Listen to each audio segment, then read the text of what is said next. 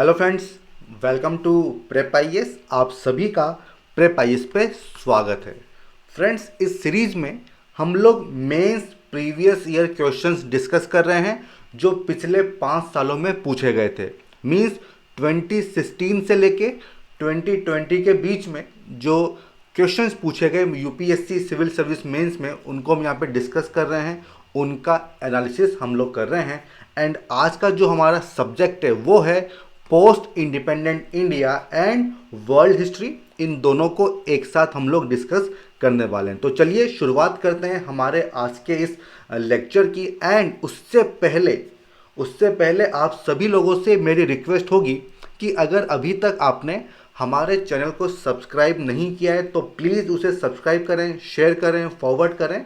अगर आपको ये वीडियो पसंद आता है तो इसको डेफिनेटली आप लोगों को लाइक करना है, ठीक है। तो ये मेरी आप सभी लोगों से रिक्वेस्ट रहेगी।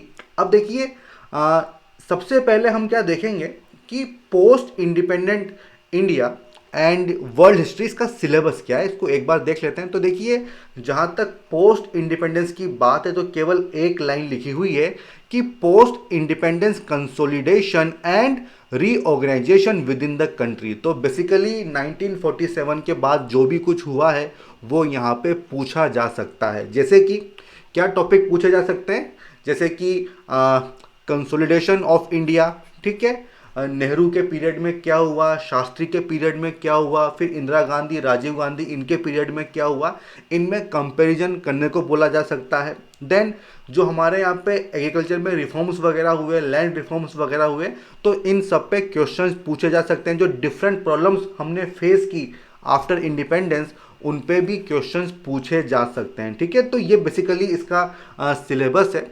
अगर हम बात करें वर्ल्ड हिस्ट्री की तो यहाँ पे मेंशन किया गया है कि इवेंट्स फ्रॉम 18th सेंचुरी। तो देखिए, साफ साफ मेंशन किया हुआ है कि 18th सेंचुरी के बाद से जो इवेंट हमें देखने को मिलते हैं उन्हीं पे आपको फोकस करना है, such as industrial revolution, world war 1, 2, then redrawal of national boundaries, इन पे क्वेश्चन पूछे जा सकते हैं। Colonisation, decolonisation, political philosophies, communism हो गया, कैपिटलिज्म हो गया, सोशलिज्म हो गया, ठीक है, American revolution, French revolution, unification of Italy, Germany, इन सब पे क्वेश्चंस पूछे जा सकते हैं, ठीक है। तो बेसिकली ये सिलेबस है पोस्ट इंडिपेंडेंट इंडिया का एंड वर्ल्ड हिस्ट्री का। आई होप ये चीज़ क्लियर हो गई होगी। अब बेसिकली हम लोग बात करते हैं कि post independent and world history, इसका वेटेज कितना है। तो देखिए, सिलेबस तो हमने देख लिया, तो सिलेबस भी ज़्यादा बड़ा नहीं है। एंड अगर आप देखेंगे ईयर वाइज ब्रेकअप तो आपको ये चीज़ देखने को मिलेगी कि काफ़ी कम मार्क्स के क्वेश्चन पूछे जाते हैं, कभी कभी तो पूछे ही नहीं गए हैं।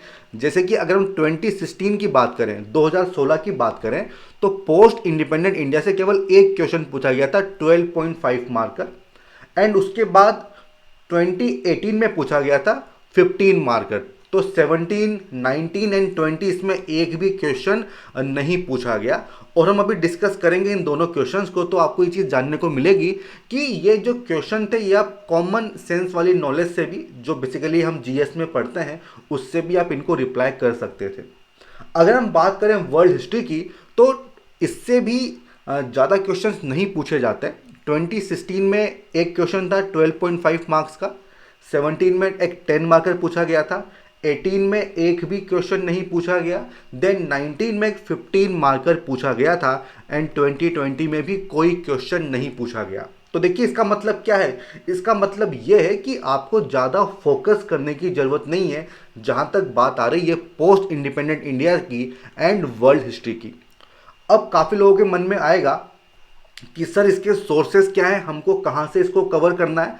तो देखिए, जहाँ तक पोस्ट इंडिपेंडेंट इंडिया की बात है तो जो स्टैंडर्ड सोर्स है वो तो बिपिन चंद्रा की बुक आती है, इंडिया सिंस इंडिपेंडेंस, बट ये काफ़ी बल्कि बुक है, ठीक है। इसको पढ़ने का कोई मतलब नहीं है क्योंकि इतने क्वेश्चन पूछे ही नहीं जाते हैं, तो क्यों अपना टाइम, अपनी एनर्जी इस पे वेस्ट करें। तो आपको क्या करना है, आपको नितिन सांगवान सर के नोट्स मार्केट में अवेलेबल हैं। इवन आप गूगल पे भी सर्च कर लीजिए, आपको सॉफ्ट कॉपी मिल जाएगी। ये जो नोट्स हैं ये इस बुक की समरी है, ठीक है। तो वो हमारे लिए सफिशिएंट है और वो काफ़ी जल्दी आप प्रिपेयर कर सकते हो, ठीक है, काफ़ी जल्दी आप उसको प्रिपेयर कर सकते हो। तो जहाँ तक पोस्ट इंडिपेंडेंट इंडिया की बात है, नितिन सांगवान सर के नोट्स सफिशिएंट है, इसके अलावा आपको कुछ भी नहीं पढ़ना है। जहाँ तक वर्ल्ड हिस्ट्री की बात है तो यहाँ पे आपको कोई स्टैंडर्ड बुक फॉलो नहीं करनी है, आप केवल एनसीईआरटी पे अपना फोकस करिए। जो ओल्ड एनसीईआरटी है 9th 10th की उसको देख लीजिए, एंड 12th कुछ टॉपिक्स इसमें कॉमन है उसको आप हटा सकते हैं, ठीक है। तो बेसिकली आपका focus 9th 10th and 12th की एनसीईआरटी पे होना चाहिए। एंड वाजीराम की फैकल्टी हैं ओझा सर, आप इनके नोट्स को भी आप फॉलो कर सकते हैं, बहुत ही अच्छे इनके नोट्स हैं, ठीक है। तो बेसिकली ये सोर्स हैं वर्ल्ड हिस्ट्री के लिए एंड पोस्ट इंडिपेंडेंट इंडिया के लिए, ठीक है। तो इनको कर लेंगे तो मोर देन सफिशिएंट आपके पास कंटेंट होगा, आप उसको लिख सकते हैं। और देखिए मैं आपको बताऊंगा कि जहाँ तक वर्ल्ड हिस्ट्री की बात है तो कभी कभी वैसे भी 3 क्वेश्चन पूछे गए, उसमें से 2 क्वेश्चन तो बाउंसर ही थे, ठीक है, जो सभी लोगों के लिए टफ थे, ठीक है। तो इसलिए यहाँ पे आपको कम एफर्ट करने हैं, उन एरिया में ज़्यादा एफर्ट करो जहाँ से ज़्यादा क्वेश्चंस पूछे जाते हैं, ठीक है। और ये हम यूपीएससी ट्रेंड को देख के ही आपको बता रहे हैं, ठीक है। तो ये बेसिकली ब्रीफ इंफॉर्मेशन थी about post independent India and world history के बारे में। अब देखिए टोटल जो है 5 क्वेश्चन इस एरिया से पूछे गए हैं, तो वन बाय वन क्या करेंगे, इनको एक बार डिस्कस कर लेते हैं कि क्या क्वेश्चंस थे और उसमें आपकी अप्रोच किस तरह से होनी चाहिए, ठीक है। तो सबसे पहले हम आते हैं 2016 में 12.5 मार्कर था, अभी तो ये पैटर्न चेंज हो गया है, अभी तो आपको 10 मार्कर एंड 15 मार्कर क्वेश्चंस देखने को मिलते हैं। देखिए क्वेश्चन क्या था, has the formation of linguistic states strengthen the cause of Indian unity. अब देखो इसका ओवरलैपिंग आपको पॉलिटी से एंड सोसाइटी से देखने को मिलता है, ठीक है। इसीलिए मैंने कहा था कि जो क्वेश्चन पूछे गए थे पोस्ट इंडिपेंडेंट इंडिया से वो बेसिकली आप बिना नोट्स को फॉलो किए भी आप उनको आंसर कर सकते थे, ठीक है। तो एक बार देख लेते हैं क्वेश्चन क्या है और क्या इसकी डिमांड है। देखो पूछा यह गया है कि इंडिया में जो लिंग्विस्टिक स्टेट्स का फॉर्मेशन हुआ है, क्या उससे इंडियन यूनिटी स्ट्रेंथन हुई है क्या। Has the formation of linguistic states strengthen the cause of Indian unity, ये क्वेश्चन पूछा गया है।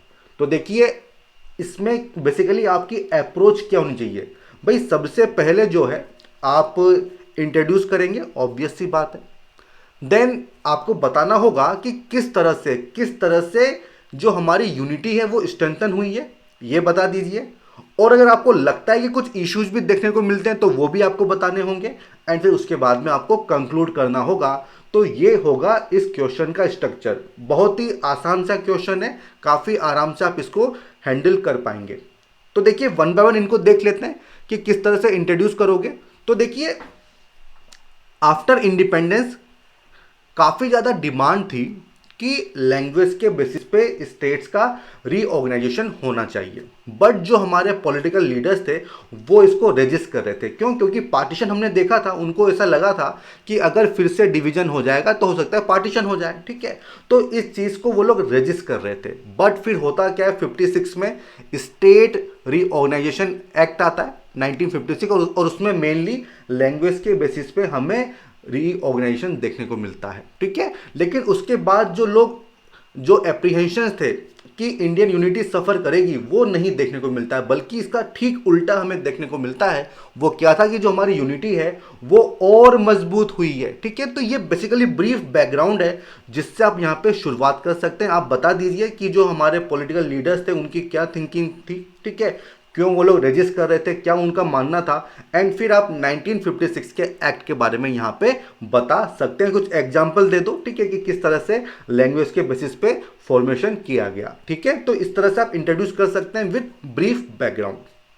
अब इसके बाद सेकेंड पार्ट क्या है कि इससे किस तरह से नेशनल यूनिटी स्ट्रेंथन होती है। तो देखिए अगर आप देखेंगे तो यहाँ पे आपको 5 to 6 पॉइंट्स लिखने हैं, ठीक है। तो आफ्टर इंडिपेंडेंस जो स्टेट्स और सेंटर के बीच में मेन इशू था वो यही था कि लैंग्वेज के बेसिस पे हमें आप हमें डिवाइड करो। तो यही मेन कॉन्फ्लिक्ट वाला इशू था और इसको गवर्नमेंट ने रिकॉग्नाइज किया। और इससे हुआ क्या, इससे ये हुआ कि सेंटर और स्टेट्स के बीच में ट्रस्ट जो है वो बढ़ गया। तो आप यहाँ पे बात कर सकते हैं कि जो सेंटर स्टेट रिलेशन थे वो और इम्प्रूव हो गए, हमारा जो फेडरल कैरेक्टर था वो और इम्प्रूव हो गया, और हमने डिफरेंसेस को रिकॉग्नाइज किया। अगर नहीं करते तो हो सकता था कि शायद सेपरेटिज्म हमें देखने को मिलता, बट हमने उसको एक्सेप्ट किया। इससे क्या हुआ, इससे हमारी डेमोक्रेसी जो थी वो और स्ट्रेंथन होती है, जो हमारी डेमोक्रेसी थी वो और स्ट्रेंथन हो जाती है। तो इस तरह जो आपके पॉइंट है ये आपको लिखने होंगे। आप ये भी बता सकते हैं कि इससे मौका मिला स्टेट्स को कि वो अपनी जो भी लैंग्वेज है उसको प्रमोट कर सकते हैं, उसको पैट्रोनाइज कर सकते हैं। ठीक है, तो ये जो सारे पॉइंट हैं ये आप लिख सकते हैं कि किस तरह से जो है इंडियन यूनिटी स्ट्रेंथन देखने को मिलती है। और जहाँ तक बात थी सेपरेटिज्म की, तो देखिए आज भी जो सेंटर है उसके पास काफ़ी पावर्स हैं। ठीक है, तो वो प्रोविजंस ऑलरेडी हमारे पास अवेलेबल हैं ताकि किसी भी तरह का इशू हमें फ्यूचर में नहीं देखने को मिले। ये वाला पॉइंट भी आप यहाँ पे मेंशन कर सकते हो। ठीक है, अब देखो ये तो थी पॉजिटिव चीज़ें, बट कुछ निगेटिव साइड भी आपको लानी होगी। देखिए ये बात तो डेफिनेटली सही है कि जो हमारी यूनिटी है वो स्ट्रेंथन हुई है, बट कुछ कुछ इश्यूज भी हमें देखने को मिलते हैं। देखिए क्योंकि इससे लोकल जो आइडेंटिटी है, लोकल आइडेंटिटी, आपका कल्चर, ठीक है, आपकी लैंग्वेज, ठीक है, ये बेसिकली आप इसको प्रमोट कर रहे हो। और कभी कभी ऐसा देखने में आया है कि इसने क्या रूप लिया है, एक्सट्रीम फॉर्म ऑफ रीजनलिज्म भी हमको देखने को मिला है। इसके काफ़ी सारे एग्जाम्पल्स आप लिख सकते हैं। आप बॉर्डर इश्यूज की बात कर सकते हैं, आप रिवर वाटर डिस्प्यूट्स की बात कर सकते हैं। तो ये बेसिकली ये इश्यूज भी हमें देखने को मिले हैं। तो ये हो जाएगा नेक्स्ट पार्ट। अब इसके बाद आपको कंक्लूड करना होगा। देखिए बेसिकली यहाँ पे आपको कोई लॉन्ग टर्म सोल्यूशन देना होगा, वही एक अच्छा कंक्लूजन माना जाता है। तो देखिए यहाँ पे आप बता सकते हैं कि हमें क्या करना चाहिए। बेसिकली आप कोऑपरेटिव फेडरलिज्म की बात यहाँ पे कर सकते हैं। आप ये भी बात कर सकते हैं कि जो हमारे प्रोविजंस है कॉन्स्टिट्यूशन के, उनको लेटर एंड स्प्लिट में हमें फॉलो करना चाहिए ताकि जो चैलेंजेस हैं उनको हम ओवरकम कर सकें। ठीक है, तो बेसिकली ये जो क्वेश्चन है ये काफ़ी आसान सा क्वेश्चन है एंड इसके लिए आपको कोई स्पेसिफिक नॉलेज की ज़रूरत नहीं है। ठीक है, जितना हम जीएस में पढ़ते हैं उसके बेसिस पे भी हम यहाँ पे आंसर कर सकते हैं, क्योंकि ऑलरेडी सोसाइटी में एंड पॉलिटी में हमें ओवरलैपिंग देखने को मिलती है। ठीक है, तो ये फर्स्ट क्वेश्चन क्लियर हो गया। किसी को कोई डाउट तो नहीं है? अगर होता है तो आप मुझे कमेंट सेक्शन में पूछ सकते हो। ठीक है, अब हम आते हैं सेकंड क्वेश्चन की तरफ, जो कि 2018 में पूछा गया था। एक 15 मार्कर है और ये भी बिलोंग करता है पोस्ट इंडिपेंडेंट इंडिया से। तो देख लेते हैं क्वेश्चन क्या है। Discuss whether formation of new states in recent times, ठीक है, रिसेंट टाइम्स में जो नए स्टेट्स बने हैं, इज बेनिफिशियल और not for the economy of India. ये एक 15 मार्कर है, 250 वर्ड्स में आपको इसको अटेम्प्ट करना है। तो देखिए क्वेश्चन क्या पूछ रहा है कि आपको ये डिस्कस करना है कि रिसेंटली जो न्यू स्टेट्स का फॉर्मेशन हुआ है, क्या वो इंडियन इकोनॉमी के लिए बेनिफिशियल है या बेनिफिशियल नहीं है। ठीक है, तो देखिए दोनों ही डायमेंशन आपको यहाँ पे बतानी होगी कि किस तरह से बेनिफिशियल है और किस तरह से बेनिफिशियल नहीं है। तो दोनों के फेवर में आपको कुछ आर्ग्यूमेंट्स देने होंगे। ये बात यहाँ से एकदम क्लियरली आप देख सकते हैं। अगर हम बात करें कि इस क्वेश्चन के डिफरेंट पार्ट्स क्या हो जाएंगे, तो देखिए ऑब्वियस सी बात है कि सबसे पहले आप इंट्रोड्यूस करेंगे।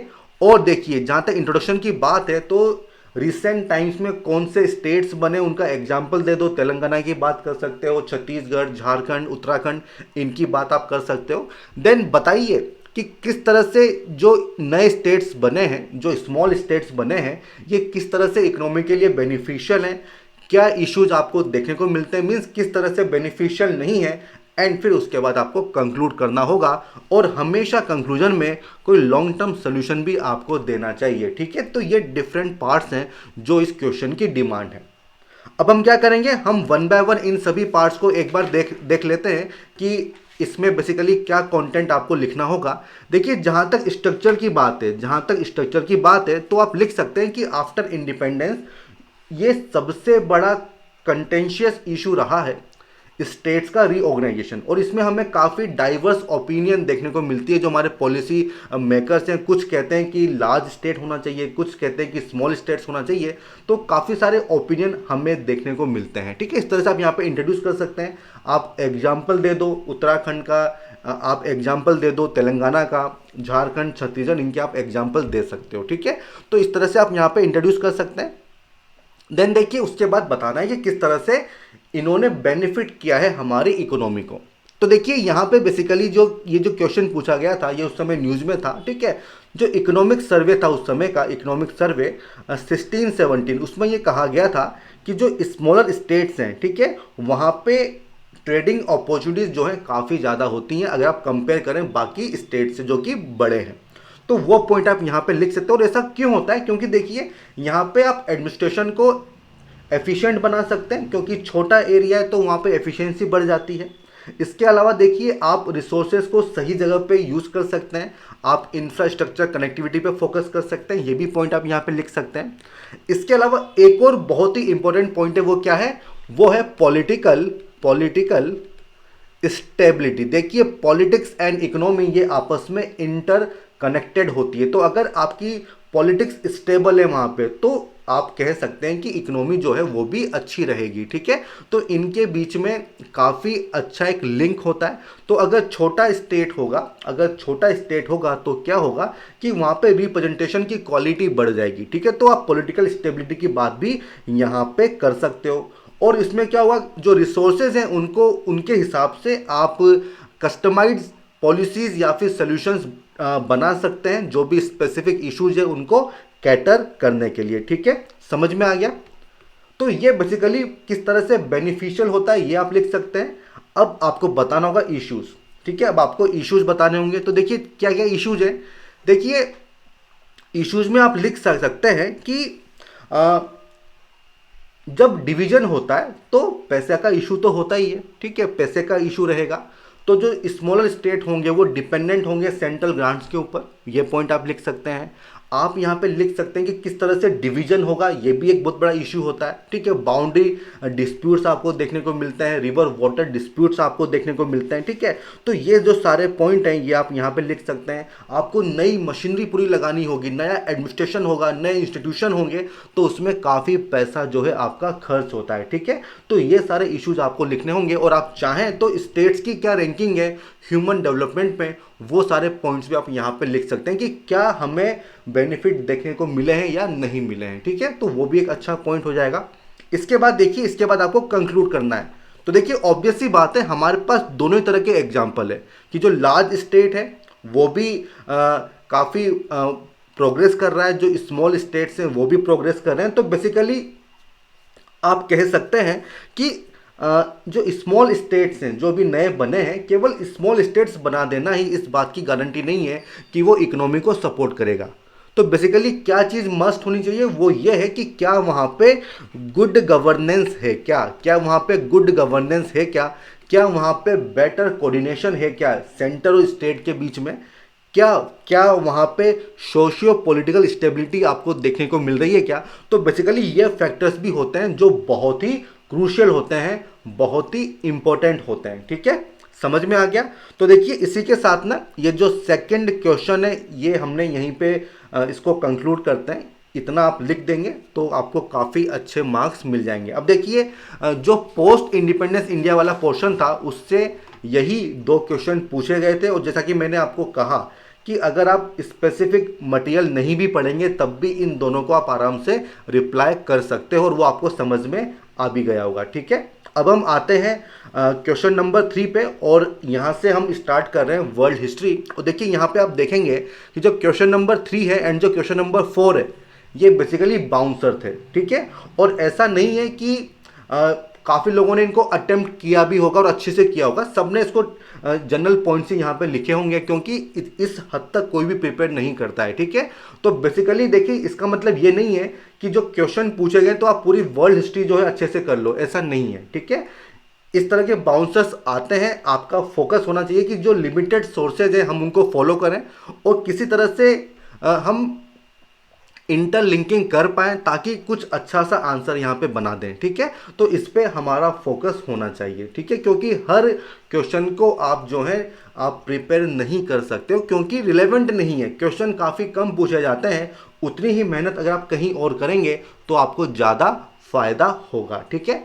तो जो क्वेश्चन नंबर 3 है ये 12.5 मार्कर है, 2016 में पूछा गया था। The anti-colonial struggles in West Africa were led by the new elite of western educated Africans, ठीक है, एग्जामिन, ठीक है।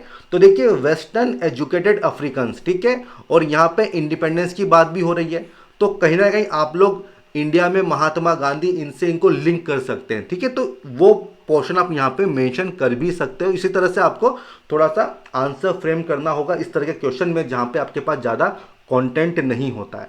अब देखो इसको किस तरह से अटेम्प्ट करोगे, क्वेश्चन की डिमांड क्या है। क्वेश्चन ये कह रहा है कि जो वेस्ट अफ्रीका में जो एंटी कॉलोनियल स्ट्रगल थे उसको किसने लीड दी थी, new elite of western educated Africans, ठीक है।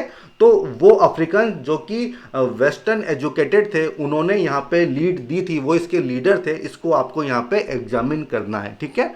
तो देखिए इसका स्ट्रक्चर क्या हो जाएगा, बेसिकली सबसे पहले आप इंट्रोड्यूस करेंगे, उसके बाद बताइए कि कौन से वो अफ्रीकन थे वेस्टर्न एजुकेटेड और उनका क्या रोल रहा, ठीक है, उनका क्या रोल रहा, क्या एडवांटेज उनके पास अवेलेबल था, ये आपको मेंशन करना होगा। कौन कौन से मेथड्स उन्होंने यूज़ किए ये भी आप मेंशन कर सकते हो। एंड सबसे एंड में आपको कंक्लूड करना होगा, ठीक है। तो बेसिकली ये इस क्वेश्चन की डिमांड है, ठीक है। अब देखो इसका इंट्रोडक्शन किस तरह से होगा, तो देखिए यहाँ पे ना, यहाँ पे आप मेंशन कर सकते हो कि एंटी कॉलोनियल स्ट्रगल ये बेसिकली वर्ल्ड वॉर 2 के बाद में स्टार्ट होता है, ठीक है। तो यहाँ से आप शुरुआत कर सकते हो कि ये जो प्रोसेस है ये हमें वर्ल्ड वॉर 2 के बाद में जो है ये प्रोसेस हमको देखने को मिलता है, ठीक है। अब इसके बाद आपको एग्जाम्पल्स देने होंगे वेस्टर्न एजुकेटेड अफ्रीकन्स के। काफ़ी अजीब से इनके नाम है, जैसे कि डॉक्टर क्वामे नक्रूमा, ठीक है, इनके नाम आपको यहाँ पे मेंशन करने होंगे।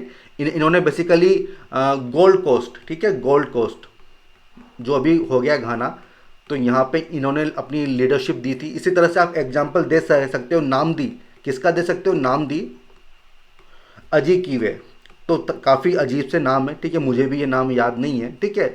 तो नाम दी अजीकीवे इन्होंने कहाँ पे लीड किया था, इन्होंने लीड किया था नाइजेरिया में, ठीक है। तो इस तरह से आपको यहाँ पे एग्जाम्पल्स देने होंगे कि इनका क्या रोल था, क्या एडवांटेज इनके पास था, क्योंकि देखिए जो कॉलोनाइजर्स थे ये उनकी लैंग्वेज बोलते थे, ठीक है, इनको पता था कि किस तरह से इनकी एक्टिविटीज़ होती हैं, किस तरह से हम इनको अपोज कर सकते हैं, ये एडवांटेज इनके पास था, ठीक है। तो बेसिकली ये सब पॉइंट भी आपको यहाँ पे लिखने होंगे। कौन से मेथड्स इन्होंने यूज़ किए, किस तरह से प्रोटेस्ट वगैरह किया करते थे, वो आपको यहाँ पे मेंशन करना होगा, ठीक है। और देखिए जो मैंने आपको कहा था कि आप इंट्रोडक्शन में ना गांधी के साथ लिंक कर सकते हो कि इंडिया में भी हमें यही चीज़ देखने को मिलती है कि महात्मा गांधी वो भी वेस्टर्न एजुकेटेड थे, और उन्होंने जो रोल प्ले किया वो काफ़ी क्रूशियल था, काफ़ी प्रोमिनेंट रोल था इंडिया की इंडिपेंडेंस में। तो इस तरह से भी आप यहाँ पे पॉइंट बना सकते हैं, ठीक है। देन फिर आपको कंक्लूड करना होगा।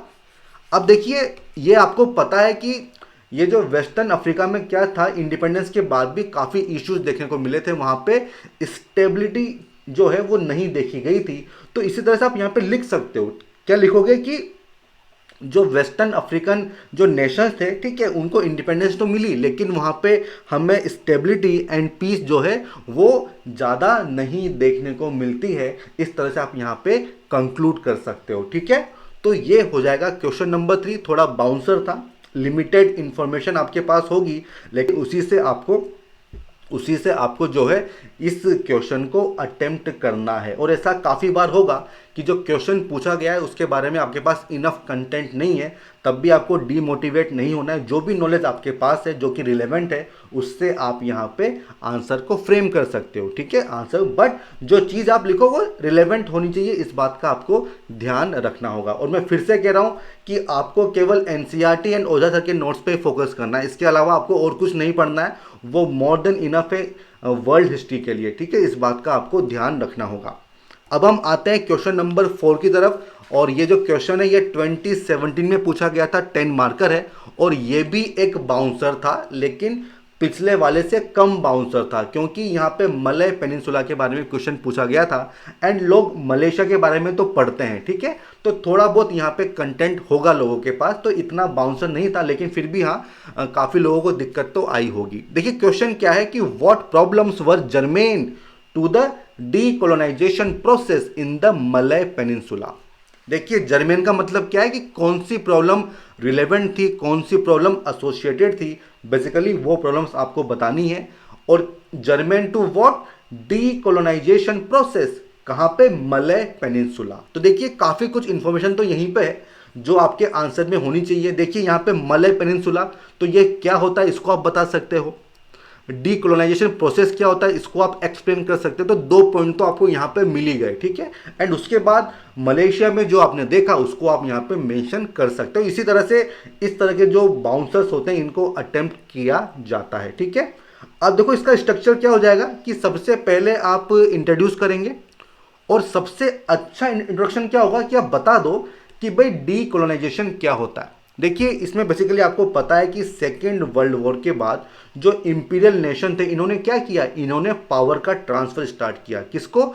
जो इनकी कॉलोनीज थी उनको। और इसी प्रोसेस को कहा गया था डीकोलोनाइजेशन, और ये आप यहाँ पे मेंशन कर सकते हो। उसके बाद बता दो कि भाई मलय जो पेनिनसुला है ये बेसिकली इसमें कौन कौन सा एरिया आता है। जैसे कि इसमें सिंगापुर आता है, इसमें मलेशिया आता है, साथ ही साथ इसमें थाईलैंड एंड म्यांमार का कुछ पोर्शन भी आता है। तो इस तरह से आप यहाँ पे मेंशन कर सकते हो, पूरा डायग्राम भी बना सकते हो, ठीक है। तो ये और एडिशनल पॉइंट आपको यहाँ पे मिल जाएगा। क्या क्या इसमें आता है, जैसे कि मलेशिया हो गया, इसमें सिंगापुर आता है, और इसमें बेसिकली म्यांमार एंड जो थाईलैंड है उसका कुछ पोर्शन भी इसमें शामिल था। और किसका यहाँ पे कंट्रोल था? ईस्ट इंडिया कंपनी का, जो ब्रिटिशर्स थे उनका यहाँ पे कंट्रोल था। तो इस तरह से आप यहाँ पे इंट्रोड्यूस कर सकते हैं और ब्रीफ में बैकग्राउंड बता सकते हैं। अब उसके बाद आपको बतानी होगी प्रॉब्लम्स। तो देखिए काफ़ी सारी प्रॉब्लम्स थी, जैसे कि यहाँ पे देखिए, यहाँ पे आपको रेशियल मिक्स देखने को मिलता है। जैसे कि यहाँ पे चाइनीज़ लेबर भी थी, यहाँ पे साउथ इंडिया से भी काफ़ी लोग थे, ठीक है। तो वो भी एक काफ़ी बड़ा इशू था कि किस तरह से आप रेशियल इंटीग्रेशन करोगे, किस तरह से एथनिक बेसिस पे, रिलीजन के बेसिस पे, लैंग्वेज के बेसिस पे जो बॉर्डर्स है उसको आप ड्रॉ करोगे। तो ये वाला पॉइंट यहाँ पे एक बहुत बड़ा इशू था। वो क्या था? रेशियल इंटीग्रेशन, ठीक है, रेशियल इंटीग्रेशन, क्योंकि वहाँ पे काफ़ी कॉम्प्लेक्स सोसाइटी आपको देखने को मिलती है। इसके अलावा देखिए जो सेकंड पॉइंट है वो क्या था कि वर्ल्ड वॉर 2 में यहाँ पे काफ़ी ज़्यादा डैमेज हुआ था। जो इंफ्रास्ट्रक्चर था वो काफ़ी तबाह हो गया था, रोड्स वगैरह जो हैं वो एकदम बर्बाद हो गए थे। तो बेसिकली उनको दोबारा से आपको बनाना होगा। देन अनएम्प्लॉयमेंट काफ़ी ज़्यादा था, और वो जो अनएम्प्लॉयमेंट था वो ब्रीडिंग ग्राउंड बना किसका? कम्युनिस्ट इंसर्जेंसी का, ठीक है, पॉलिटिकल अनरेस्ट का। तो ये भी एक बहुत बड़ा चैलेंज था। वो क्या था? Communist insurgency plus political unrest, ठीक है। तो ये पॉइंट आपको यहाँ पे मेंशन करने होंगे। इसके अलावा देखिए, इसके अलावा जो थर्ड इशू था वो था कि भाई सिंगापुर को हमें क्या करना है, क्योंकि यहाँ पे जो ब्रिटिश लोग थे उन्होंने काफ़ी ज़्यादा इन्वेस्टमेंट किया था। तो किस तरह से इसको रिटेन करना है ये भी एक बहुत बड़ा इशू था, ठीक है। तो बेसिकली यही प्रॉब्लम्स आपको यहाँ पे मेंशन करनी। मैं मानता हूँ कि ये क्वेश्चन भी बाउंसर है, बट मलेशिया से आप इसको लिंक कर सकते हैं। इन कुछ पॉइंट्स आपको यहाँ पे डेफिनेटली मिल जाएंगे, ठीक है।